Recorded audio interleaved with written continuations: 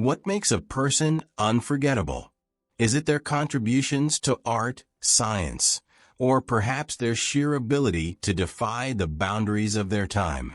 Leonardo da Vinci, a name synonymous with genius, was far more than the artist who painted the Mona Lisa and the Last Supper. In fact, his work and influence spanned disciplines so vast that his genius is still studied and celebrated over 500 years after his death. Today, we'll dive deep into the life of this extraordinary polymath, exploring not just his art but the boundless curiosity that drove him to study the cosmos, anatomy, and even the very nature of life itself. Our journey begins in 1452, in the small village of Vinci near Florence, Italy.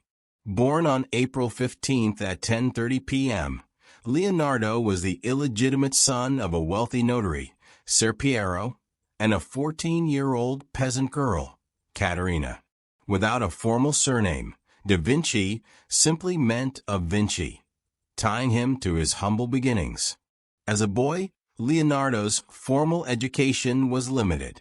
He struggled with reading and often abandoned tasks in favor of new distractions.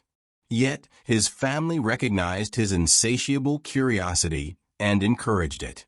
His grandfather and uncle often sent him into the surrounding fields to observe nature, where he studied everything from lizards and glowworms to the intricate details of plants. This innate curiosity would become the driving force behind his future achievements. By 1464, Leonardo moved to Florence with his father. Had he been legitimate, his path might have been predetermined as a notary, following in his father's footsteps. But fate had other plans. His artistic talent soon caught the attention of his father, who presented Leonardo's sketches to Andrea del Verrocchio, a renowned artist and sculptor. Verrocchio was so impressed that he took the young Leonardo as an apprentice in his studio. Florence, during this time, was a hub of creativity and intellectual pursuit, thanks largely to the patronage of the powerful Medici family. It was in Verrocchio's workshop that Leonardo honed his skills, learning everything from metalwork and sculpting to the intricate techniques of painting. One of the most famous collaborative works from this period is the Baptism of Christ.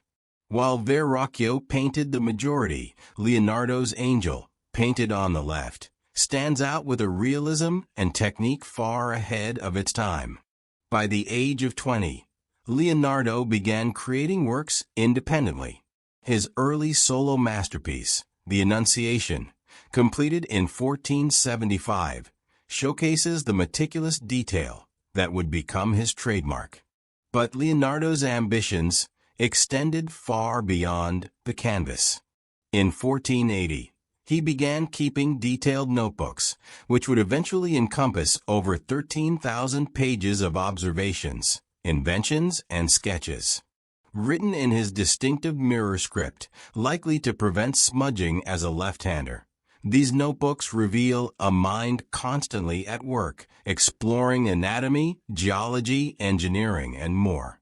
Leonardo's notebooks are as valuable as his paintings, filled with groundbreaking ideas that were centuries ahead of their time.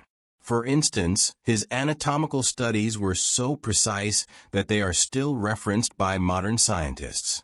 He dissected human cadavers to map the muscles and organs, producing drawings that remain unparalleled in accuracy and beauty. In engineering, he designed machines such as flying devices, hydraulic pumps, and even prototypes for armored vehicles. Despite his genius, Leonardo was not immune to controversy or personal struggles. In 1476, he and several young men were charged with sodomy, a serious accusation in Renaissance Florence. Though the charges were dismissed, speculation about his personal life has persisted.